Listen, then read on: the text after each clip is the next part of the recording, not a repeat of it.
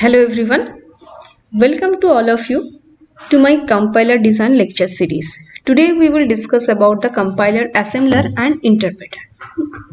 Let's start. The first one is, what is compiler?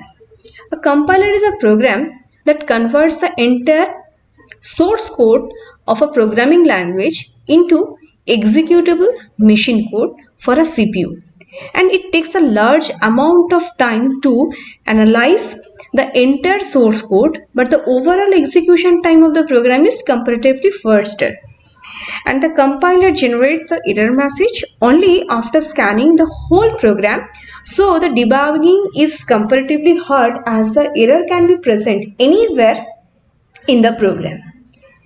Not only that one, it requires a lot of memory for generating the object codes. See, this is the figure how the compiler actually works. So this is the source code.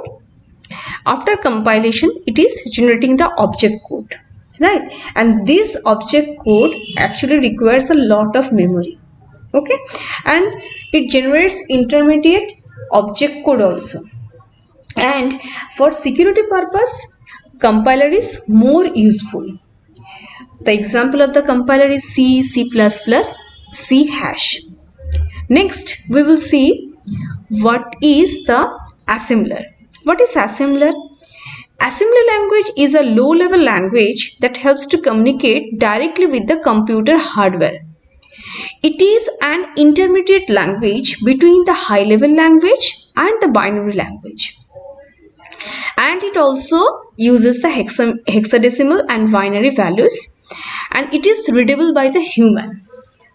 So right now we will see that what is assembler. And not only that one, assembly language contains mnemonic codes that specify what the processor should do, and this mnemonic code that was written by the programmer was converted into machine language for execution. And assembler is used to convert assembly code into machine language. That machine code is stored in an executable file for the sake of execution. So it enables the programmer to communicate directly with the hardware such as register, memory location, input-output device or any other hardware components, which could help the programmer to directly control hardware components and to manage the resource in an efficient manner. Right now we will see how the compiler actually executing, how to execute the assembly language. So there are few steps how to execute the assembly language. The step number 1 is write the assembly code.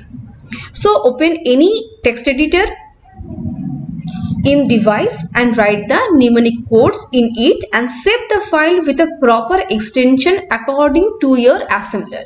This is your first step. The next step or second step is assembling the code. Convert your code to machine language using an assembler. This is your second step. Third step is generating the object file. It will generate an object file corresponding to your code and it will have an extension .obj. That is your third step. Fourth step is linking and creating the executables. Our assembly language might contain multiple source code and we have to link them to libraries to make it executable. Right? And the last and final stage is running the program. After creating an executable file, we can run it as usual and it will depend on the software that how to run the program. Okay. So our next one is the interpreter. What is interpreter? An interpreter takes a source program and runs it line by line and translating each line as it comes to it. Okay, an interpreter takes very less amount of time to analyze the source code, but the overall execution time of the program is slower, and its debugging is very easy as it continues translating the program until the error is met. And also it takes or require the very less memory than a compiler because no object code is generated, and the interpreter is a little vulnerable in case of security. If we'll consider in security case, so it is little vulnerable. Python, Perl, JavaScript, Ruby, the example of the interpreter. So today, hopefully all of you understood whatever I have discussed: compiler, assembler and interpreter. Thanks to all.